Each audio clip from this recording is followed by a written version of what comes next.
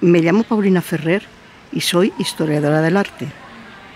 Este es el vídeo número 5 perteneciente al ciclo que estoy llevando a cabo sobre la Catedral de Ávila.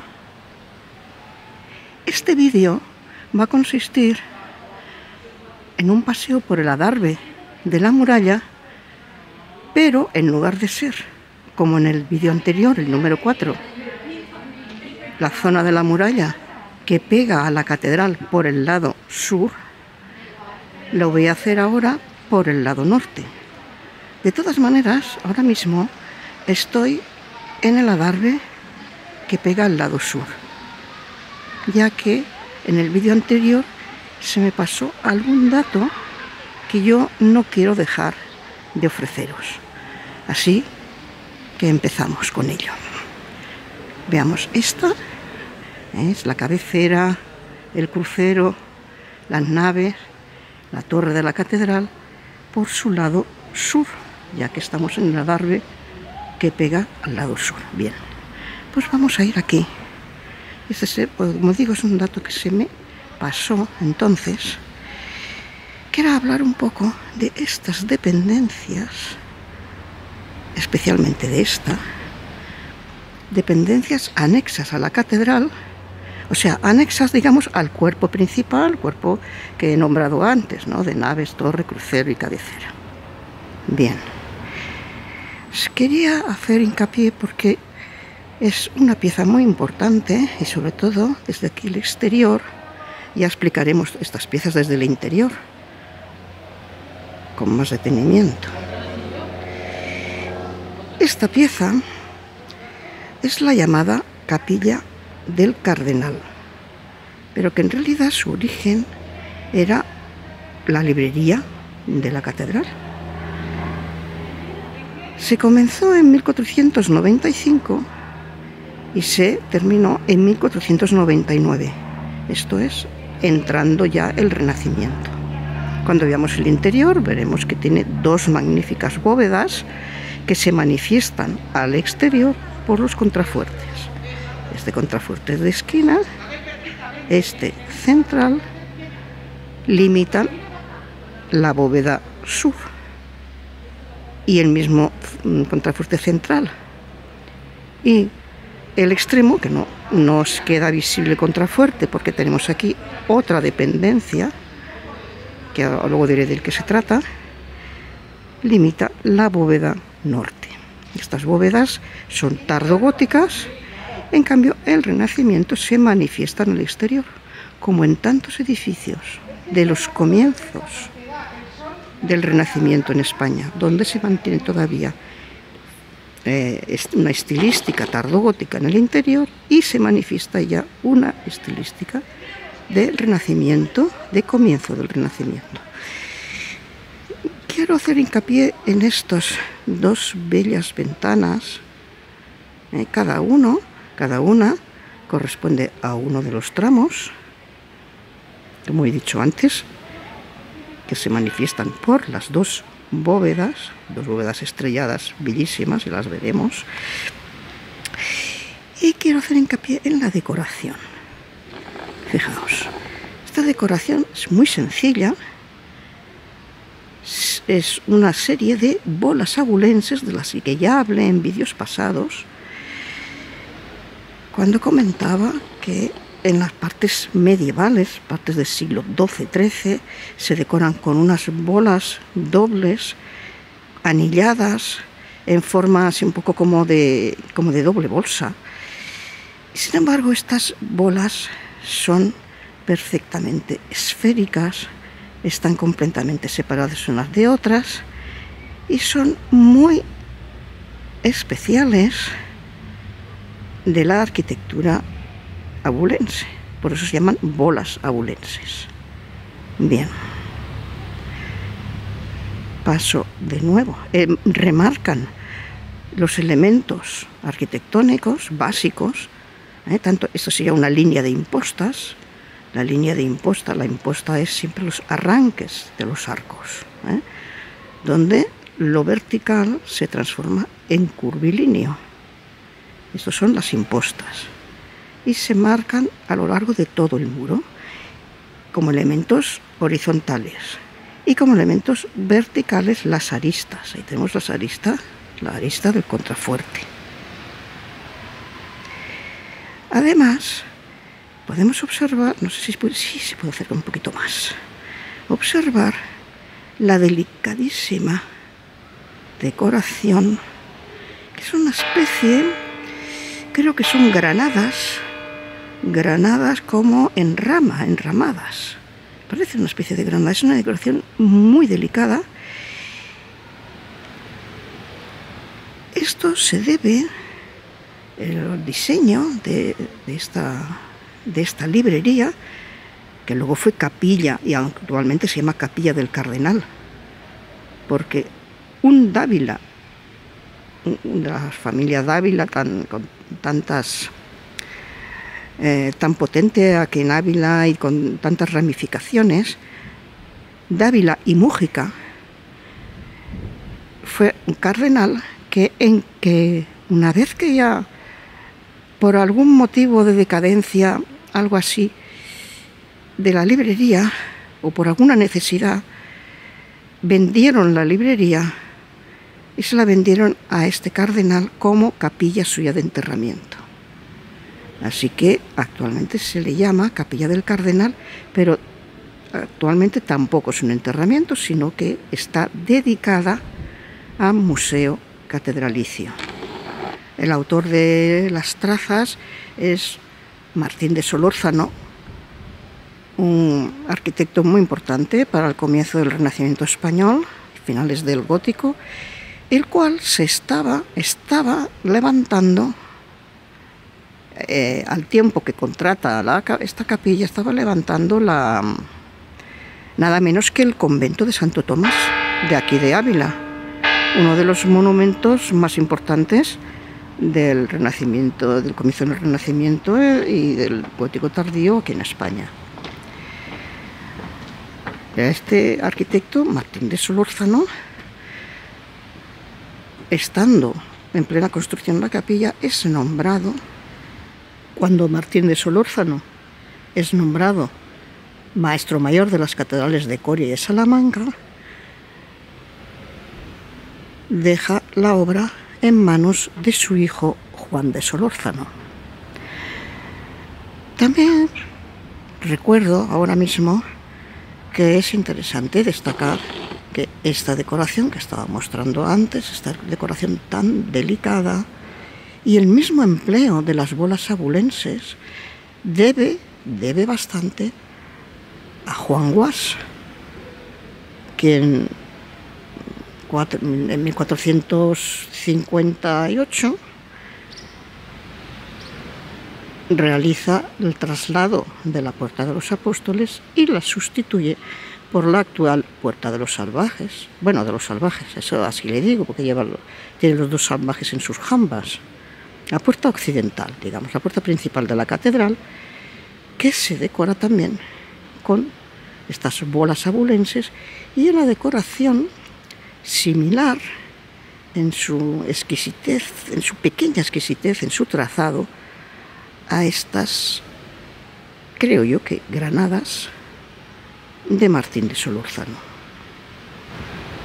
Otro detalle, creo que de cierta importancia, que se me pasó en el vídeo anterior, es, vamos a verlo, el detalle de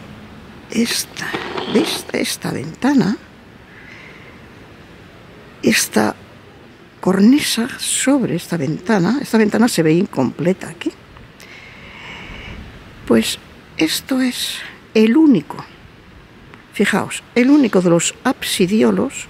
Los absidiolos son los pequeños ábsides que conectan con la cabecera, que es el ábside central, el ábside mayor, llamado aquí cimorro cuando es revestido por ese forro militar de piedra. Bien, pues cada capilla que tiene el ábside se sitúan radialmente en su torno y forman los absidiolos. En total hay dos absidiolos por cada lado del tramo recto de la cabecera y 5 en el tramo curvo. Los 5 del tramo curvo inmediatamente quedaron embutidos por ese forro militar. Y de los 4, 2 al sur y 2 al norte, que permanecían trasdosados, solamente este, que es el primero del tramo recto, ha llegado hasta nosotros. Lo que pasa es que solo puede verse desde aquí, bueno, desde aquí, también pues, desde los adarves del Cimorro y desde otras partes altas de la catedral, porque queda también embutido entre muchas edificaciones. Pues la capilla de San Segundo, que ya explicábamos en el vídeo anterior, que es la que vemos aquí, esta ventana que asoma en su tejado, capilla de San Segundo, y otras dependencias, como la que se construyó bastante inmediato a este tejado que vemos aquí, que es la primera, la antesacristía, la antigua antesacristía, que data de muy poco después de la construcción de la girola.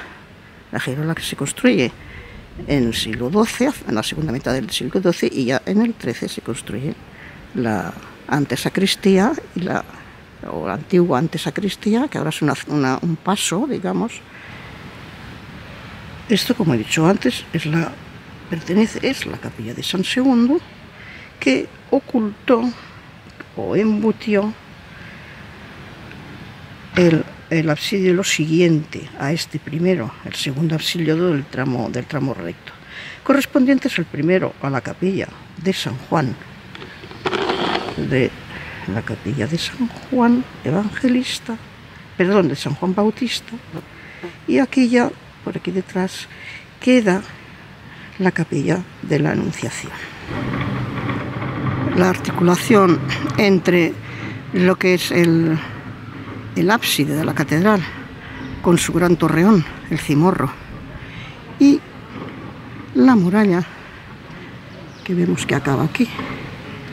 Este adarve queda interrumpido por la construcción de la capilla de San Segundo y, como veremos ahora, por el otro lado también queda interrumpida esa articulación por la capilla de los Velada. Vamos a ver, la articulación sigue existiendo, pero queda invisibilizada. Me encuentro ya en el lado, frente al lado norte de la catedral, concretamente en la otra puerta fuerte de la muralla de Ávila, o sea, en la puerta de San Vicente, desde la cual bajaremos el adarve e iremos al encuentro de la catedral de la misma forma que hicimos en el vídeo anterior, desde la puerta del Alcázar. Pero quiero enseñaros antes esto. Esta es la espléndida iglesia de San Vicente, que se empieza a construir algo antes de la catedral y se continúa construyendo durante la construcción de la catedral. Y quería enseñaros concretamente el nártex que se conserva. ¿Os acordáis? En el vídeo número 2 hablaba del cuerpo occidental de la catedral, del cuerpo de torres, con un nártex entre ellas. Bien, o sea, lo que se llama un macizo occidental, un macizo de torres occidental. Eso es propio de las iglesias cristianas desde época carolingia, desde el siglo IX. Hablaba de que era un espacio para el catecumenado y que el nártex era un lugar cerrado, cubierto, pero abierto. Y la puerta del templo quedaba en la catedral también, como aquí rehundida entre las torres, al fondo de este espacio, entre este gran arco. En este caso es algo diferente, no es exactamente concebido como el de la catedral. El de la catedral tenía sobre el nártex, o sea, sobre la cubierta del nártex, era una tribuna a media altura. no como aquí, que tiene una cubrición a gran altura. Digamos que el arco, este gran arco toral que da entrada a este atrio o nártex, en la catedral, digamos que en relación, en tamaño relativo, la altura de la clave del arco, o sea, el centro, el punto más alto del arco, el punto más alto, la clave, no llegaría siquiera a la altura de la imposta de este. La imposta es donde se inicia el arco, por encima de la columna donde están los capiteles. Esta es la imposta. Pues la altura del arco de entrada de la catedral no debía de ser superior a la altura de esta imposta, porque ese es un tipo de nártex similar, pero no exactamente igual. Pero bueno, esto me parece interesante para mostraros cómo debió de ser el nártex de la catedral. Estamos ahora en el llamado cubo de la mula. No voy a contar ahora la leyenda.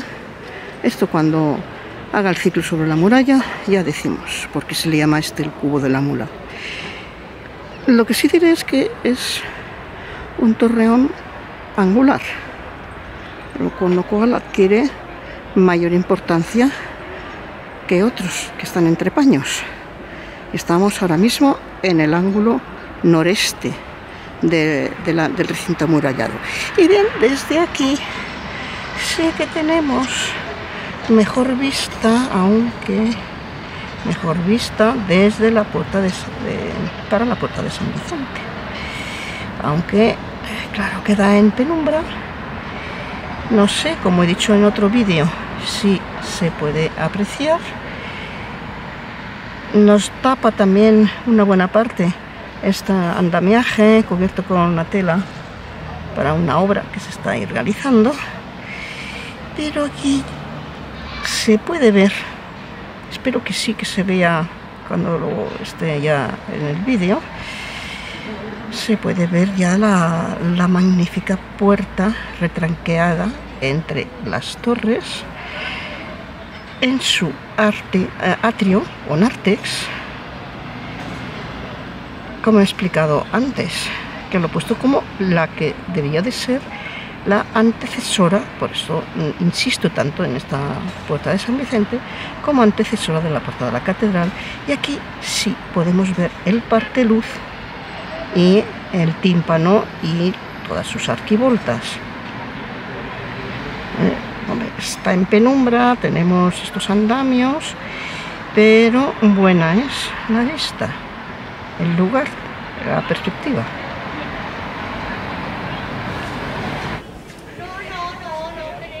Pues ya vamos subiendo, porque esto hace la cuesta. La parte de la catedral es la parte más alta del recinto amurallado, y vamos caminando hacia ella. Una cosa que llama la atención desde aquí es este volumen tremendo que luego vamos a ver, que es la capilla de los Velada. Esta capilla, que empezó a construirse en 1606 y no terminó hasta muy finales del siglo XVIII, 1795, en plena época neoclásica, es, como se ve, un volumen enorme que nos estorba mucho para la visión pura de esta catedral. Luego me detendré más en ella. Es un concepto megalómano de un personaje muy influyente, muy poderoso en la época del Duque de Lerma, junto al Duque de Lerma, que ya veremos como todavía más que la capilla de San II, construida muy poco antes, terminada en 1601, por Francisco de Mora, por cierto, el mismo autor, que hace las primeras trazas para esta capilla. Pero esta capilla tiene muchos inconvenientes, por eso se tardó tanto su construcción. Venía a referirme a que si la capilla de San II, construida por el mismo Francisco de Mora, obstruía visualmente la articulación entre la muralla y la Catedral de Ávila por su flanco, y el ábside de la Catedral de Ávila por su flanco sur, esta todavía más lo hace por su flanco norte. Pero aquí hay algo muy interesante, me parece mucho más interesante que esa capilla, que es este resto del antiguo palacio episcopal. Arquitectura civil románica, el resto de arquitectura civil más antiguo de Ávila, que luego podemos bajar y verlo construido en piedra, en esa piedra sangrante de la Colilla. Es como un salón, no se sabe exactamente el propósito de esta construcción, pero sí se sabe que formaba parte del Palacio Episcopal, lo único que queda de este Palacio Episcopal del siglo XII-XIII. Desde aquí, con permiso del grueso trasdosado de la bóveda hemisférica interior de la capilla de los Velada, a intentar mostraros el rosetón del crucero norte. Si recordáis, o si habéis visto el vídeo anterior, mostraba en detalle el rosetón sur. La diferencia era que el rosetón sur era más avanzado desde el punto de vista gótico. Este está más en línea con los ancestros románicos, entre otras cosas porque, como vimos también en el otro vídeo, en la iglesia de San Pedro, que tiene un rosetón todavía, como digo, con ancestros románicos, marca los radios. O sea, la simetría tanto en este como en el del norte, en el sur, es una simetría radial, pero aquel no marca los radios. Vimos que eran un elemento formado por círculos y por triángulos equiláteros de lados curvos, pero sin llegar a marcar los radios ejes de la estructura. Podemos ver también en parte la estructura de arrastramientos de la que ya lo veíamos desde el lado sur en el anterior vídeo, de la cabecera de la capilla mayor de la catedral.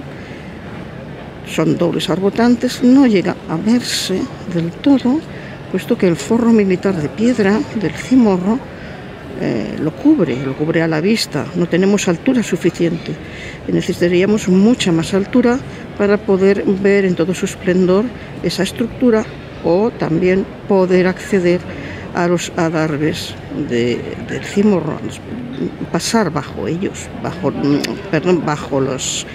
la estructura de arrastramiento, o sea, los arbotantes, bajo los arbotantes, junto a los botareles, pero por desgracia, de momento, esto no es posible, o sea, no está abierto al público. Sí que se observa muy bien aquí, ¿veis? Como lo veíamos también desde el otro lado, como los arbotantes, en este caso los arbotantes superiores, no podemos ver los inferiores, del lado curvo, en especial el primero de los que vemos, son arcos exentes, solo del dobelaje, y luego ya los vemos con su canal arriba, su enjuta. Todo esto ya lo pudimos ver desde el otro lado. Los botareles con sus pináculos, en ese estilo especial de ese tardo románico con aires orientalizantes. Y vemos muy bien también el triple almenado del cimorro, del ábside. Nos vamos a acercar más, vamos a intentar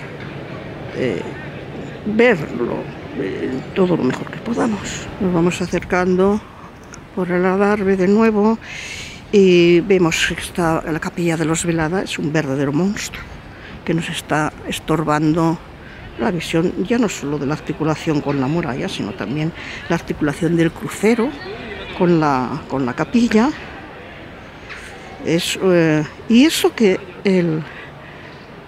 el promotor de esta capilla, para su propio enterramiento y enterramiento de sus familiares, el segundo marqués de Velada, era una persona que ha pasado a la historia como un grandísimo aficionado y conocedor de la arquitectura.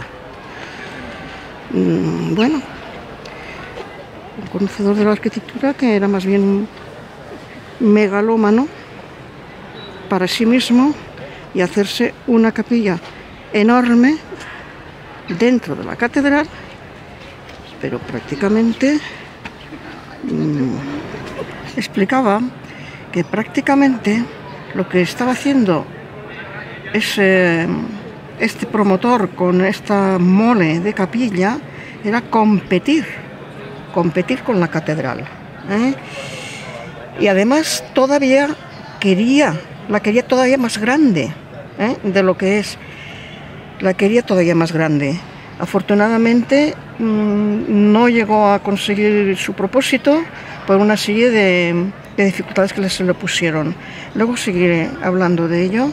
Ahora quiero mostraros desde aquí, como estando más cerca, y vemos esta serie de arbotantes apoyando la capilla mayor. Ya digo que si queréis una explicación más completa de este asunto, en el vídeo anterior a este, el vídeo número 4, me explayo con ello. Ahora, claro, sería ya repetir demasiado. Lo que sí nos interesa desde aquí es que vemos bastante mejor el cimorro, o sea, el ábside fortificado. Veis. Vemos muy bien el matacán, que antes no lo podíamos ver desde el lado sur, que lo vemos, este matacán volado, que en realidad tiene un doble registro, tiene en medio, o sea, entre la parte baja y alta, corre, digamos, un forjado, o sea, es como que tiene 2 pisos.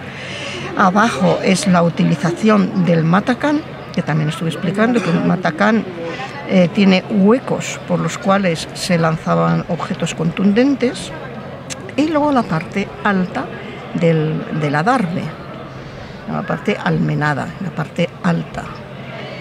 Pero ahí arriba otro adarve más, el siguiente almenado retranqueado. Observad, a ver, si podemos acercar más. Fijaos las ménsulas tan poderosas sobre las que se apoya el matacán. Y también es digno de observar los sillares, como los sillares superiores e inferiores, o sea, a ver, que no sé, es que tengo el sol de frente y me deslumbra. El tamaño que tienen es muy superior al tamaño del resto de los sillares, ¿eh? Son las partes más reforzadas. Y además, el almenado, las almenas, o los merlones, según se entienda, si el merlón es la parte llena y la almena es la parte hueca o no, o la almena es lo que se ha entendido popularmente desde siempre, o sea, la parte física, la parte llena. Pues fijaos que estos merlones o almenas son monolíticos, o sea, están hechos de una sola piedra en su parte inferior, y luego culmina en las puntas, ¿no?, en las pirámides. Pero la parte cúbica de la almena es una sola piedra. Lo vamos a ver, fijaos, comparamos con estos torreones. Fijaos, las almenas es mampostería, piedras irregulares reunidas pues con cemento, pues como lo que vemos aquí mismo, desde donde me estoy asomando, no es monolítico, ni muchísimo menos, son piedras juntadas, claro, con mortero. En cambio aquí fijaos la diferencia, que son monolíticas, o sea, eso tiene una contundencia, tiene una fuerza tremenda. También podemos observar desde aquí el cuerpo inferior de este cimorro y de este forro militar del ábside de la catedral, entre otras cosas, como, fijaos, se emplea entre el granito gris, se emplean algunos sillares de la piedra sangrante de la colilla. También hablé bastante en el vídeo anterior sobre esta piedra, ¿no?, que se empleaba en las partes más antiguas de la catedral. ¿Por qué aparece aquí esta piedra? Pues sencillamente porque cuando se hace segunda o quizá tercera reforma de fortificación cada vez más fuerte del ábside, pues se usa de las fortificaciones anteriores, de la fortificación anterior, la primera, la de la segunda mitad del siglo XII,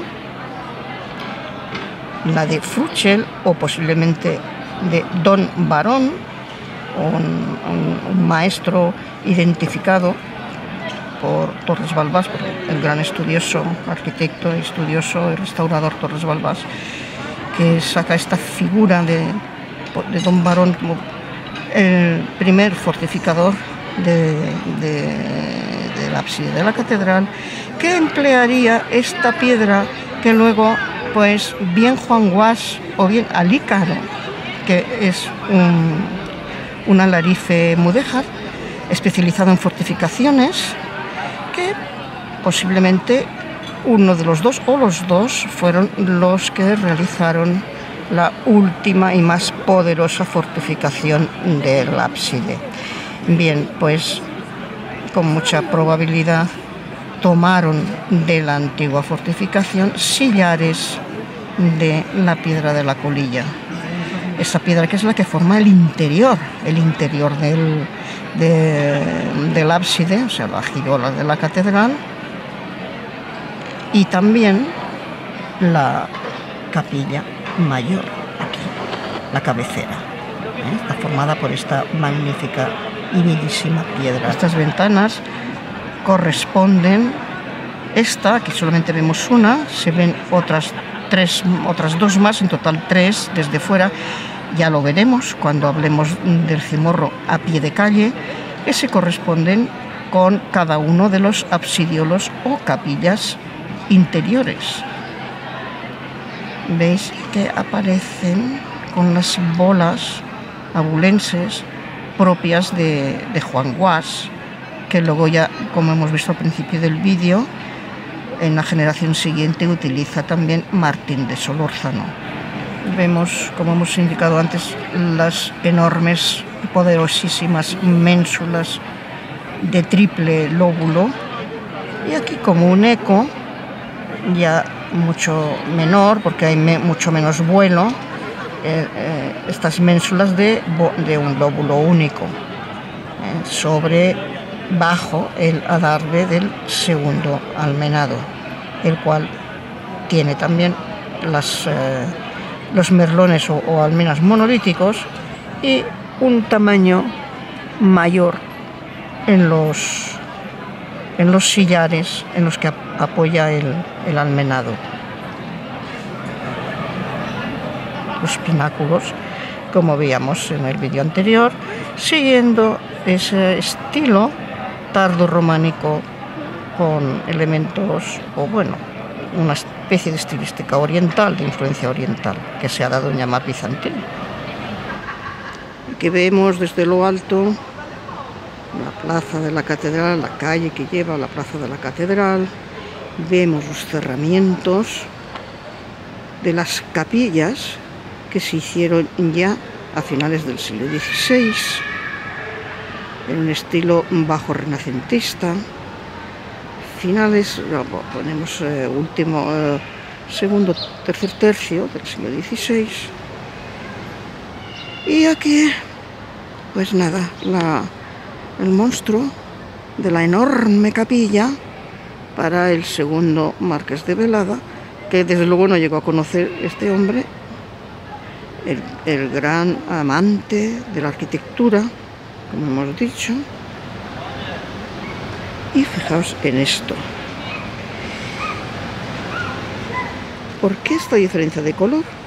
Pues sencillamente porque esta es una primera etapa de la construcción hasta unos 10 o 12 metros de altura. Y aquí, y granito gris. Y aquí, en piedra caliza, continúa la construcción. Para terminar en ladrillo visto, con las aristas y los rebordes de los óculos en piedra. Esto lo termina, como digo, bueno, no lo he dicho, lo termina arquitecto Cuervo, y a finales del 18, la última década del siglo XVIII, ya con un estilo neoclásico que se ve muy bien en el interior, con esas guirnaldas que adornan esa cúpula, bastante sencilla, pero muy grande, en un estilo, pues, un estilo neoclásico. Aquí nos podemos acercar más aquí que desde el otro lado, desde el lado sur, hacia la cabecera. Lo que pasa es que, claro, al acercarnos se nos van ocultando por estos elementos posteriores, pero bueno, vamos a ir viendo la articulación dentro de lo que cabe de cómo esta tremenda mole, más que se articula, pero tapa toda la visión. Veamos, y vamos a ver. Mirad, este torreón estuvo a punto de ser demolido, ya que el segundo marqués de Velada pidió demolerlo para poder construir esta capilla todavía de mayor tamaño.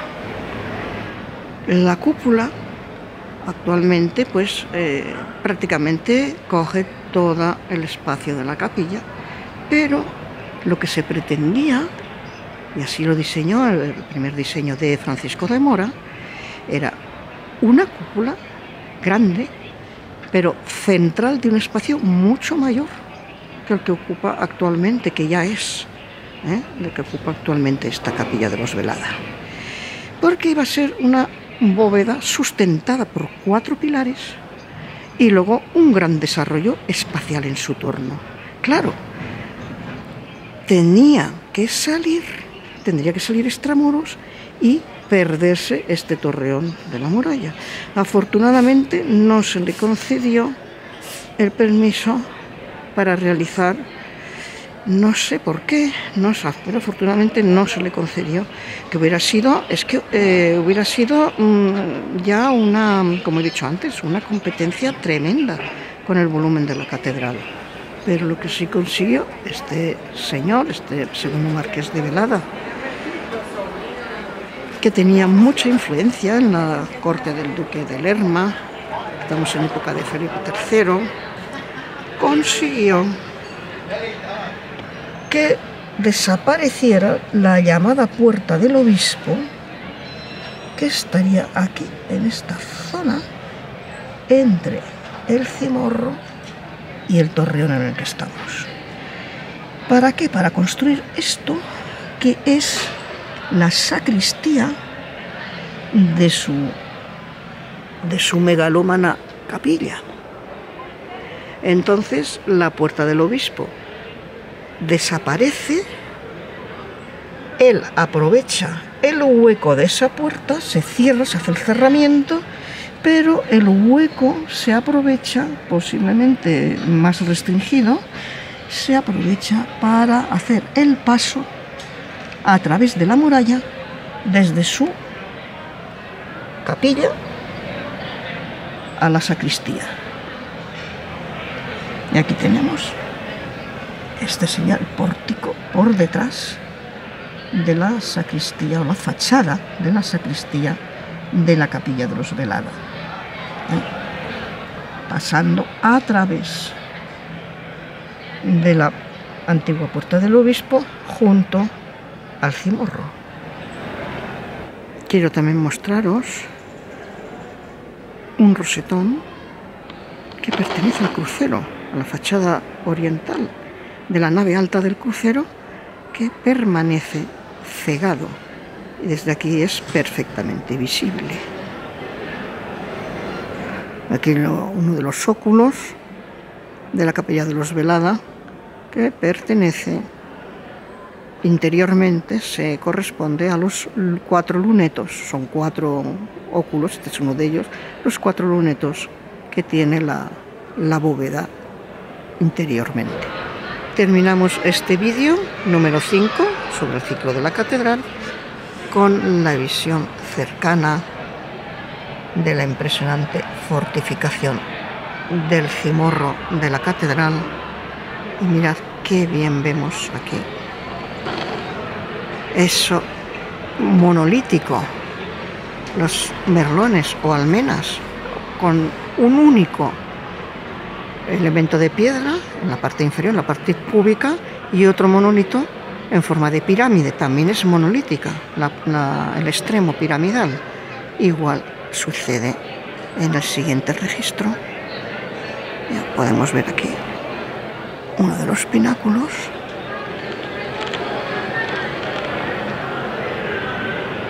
Y aquí terminamos, como digo, este vídeo de la Fortior Abulensis, la más fuerte. Según el dístico tradicional, que decía, ¿no? Como decía, el dístico aquel era Dives Toledana, la rica toledana, Sancta Obetensis, la santa de Oviedo, no sé cómo de Oviedo, Obetensis, Pulcra Leonina, Fortis Salmantina, Fortis, pero es que añadiendo, como ya lo ha hecho un historiador, añadiendo al grupo de estas adjetivaciones de las catedrales, la abulense no ya como fuerte, porque sí lo era, la antigua catedral, la catedral vieja de Salamanca, la de la Torre del Gallo, era también una catedral fortificada, pero la abulensis era la más fuerte, Fortior, la más fuerte.